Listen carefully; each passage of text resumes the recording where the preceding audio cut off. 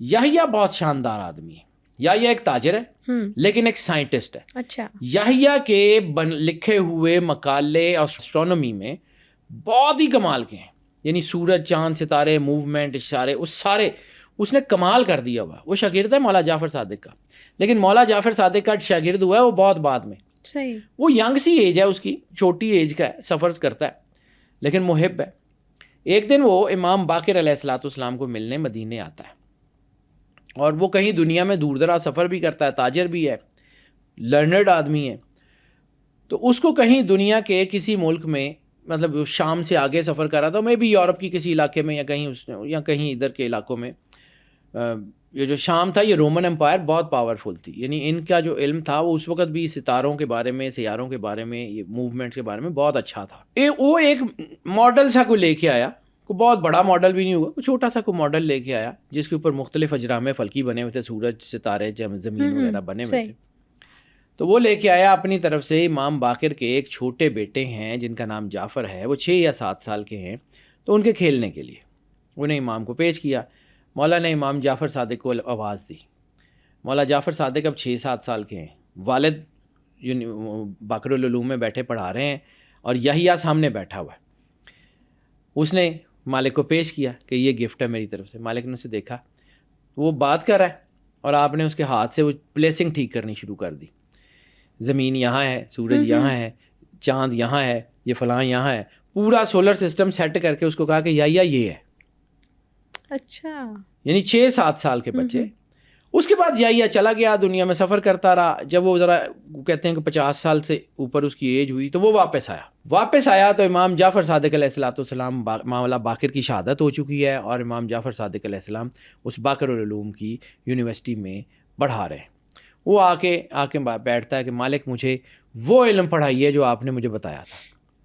پھر مالک نے اس کو فلکیات پڑھایا کہ سورج کی انرجی یہ ہوتی ہے, اس نے زمین کو کھینچا ہوا, اس نے فلاں کی. وہ اس کے مقالے پڑھنے والے ہیں. ابھی اس کے اوپر بات کروں گا تو ایک ہی اوپر بات ہو جائے گی. صحیح. پھر اس کے بعد جابر بن حیان کو مالک نے کہا تھا کہ یہ تم جس کو ہوا سمجھتے ہو یہ ایک چیز نہیں ہے, اس میں کئی چیزیں موجود ہیں, اس کے اندر بہت کچھ ہے.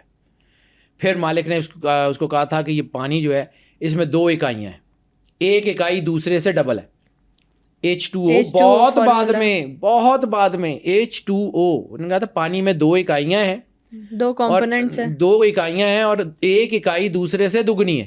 بعد میں لوگوں کو سمجھ آیا کہ H2O میں ہائیڈروجن 2 ہیں, آکسیجن کا ایک مالیکیول ہے. یہ مالک اس وقت اس کو بتا رہے تھے. یہ جابر بن حیان کی کتابوں میں لکھا ہوا. اب یہی کتابیں جب دنیا نے پڑھنا شروع کی, یعنی القانون جو ہے وہ دنیا میں میڈیسن کی سب سے بڑی کتاب ہے. لکھنے والا کون؟ ابو علی سینا نے کس سے سیکھا؟ وہ اس کے استاد جو ہیں وہ باقر العلوم کے پڑھے ہوئے.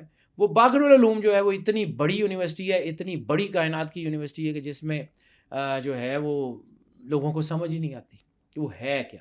طب میں اتنا بڑا نام, الزہراوی جو ہے, ابو القاسم الزہراوی, آج بھی پوری دنیا میں جتنے آپریشن کے انسٹرومنٹ ہیں نا, آپریشنز کے انسٹرومنٹ جتنے ہیں, وہ سارے نائفز وغیرہ بنانے والا کون ہے؟ ابو القاسم الزہراوی.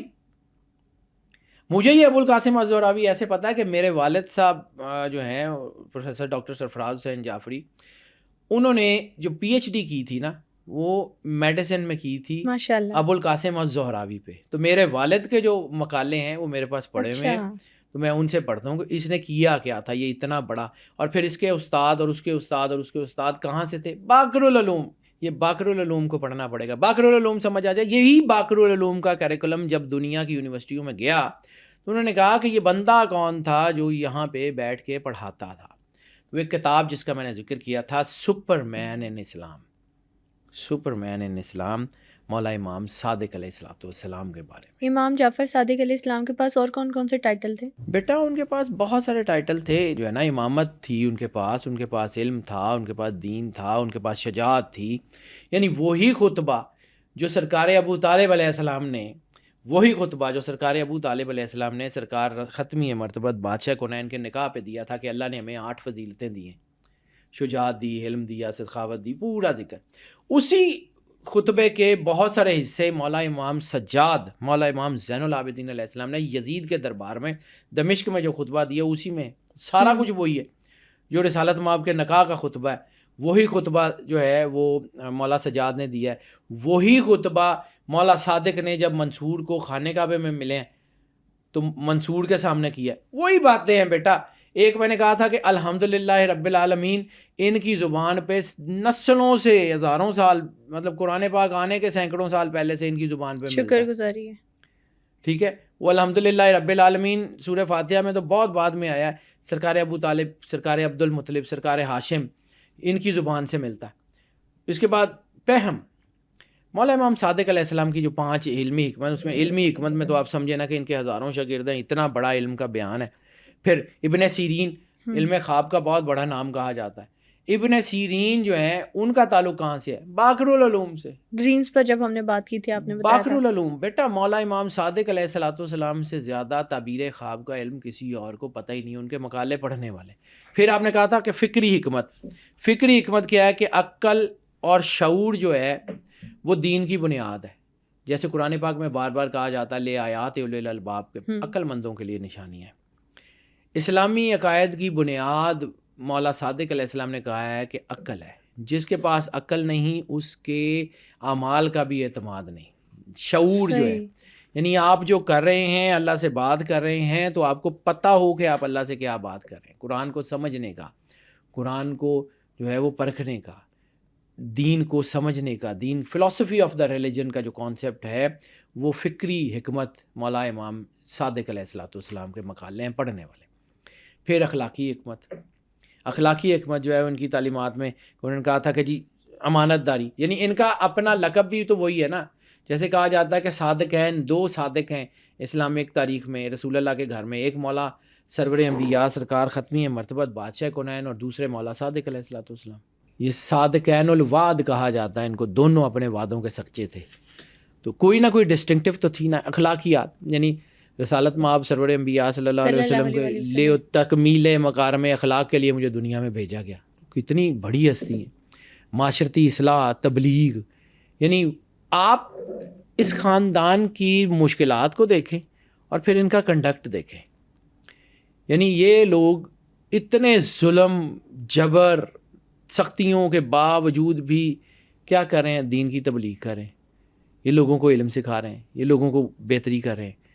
یعنی یہ لوگ آئسولیٹ نہیں ہوئے. یہ گھر ہے نا سرور انبیاء کا. یہ سورج کو جیسے آپ کپڑا ڈال کے ڈھانپ نہیں نہ سکتے, تو اس خاندان کو بھی یہ آیت تطہیر کی تنویریں ہیں. سبحان اللہ. یہ اہل بیت ہیں, وہی ہیں جن کے بارے میں سرکار نے کہا تھا ہا ہونا اہل بیت, یہی میرے اہل بیت ہے, یہی گھر ہے. موبائل میں بھی یہی ہوگا, یہی ہیں. سب لوگ اپنی جگہ مکرم ہیں, سب لوگ اپنی جگہ ہیں, لیکن موبائل میں جب بات آئے گی تو یہی گھر ہوگا. ابنانا و ابناکم انفسنا و انفسکم, یہ وہی ہوں گے. اپنے بیٹے لاؤ ہم اپنے بیٹے لائیں گے, اپنی بیٹیاں لاؤ ہم اپنی بیٹیاں لائیں گے, ہم جو ہے نا اپنے جیسے لاؤ ہم اپنے جیسے لائیں گے. تو یہی گھر ہوگا.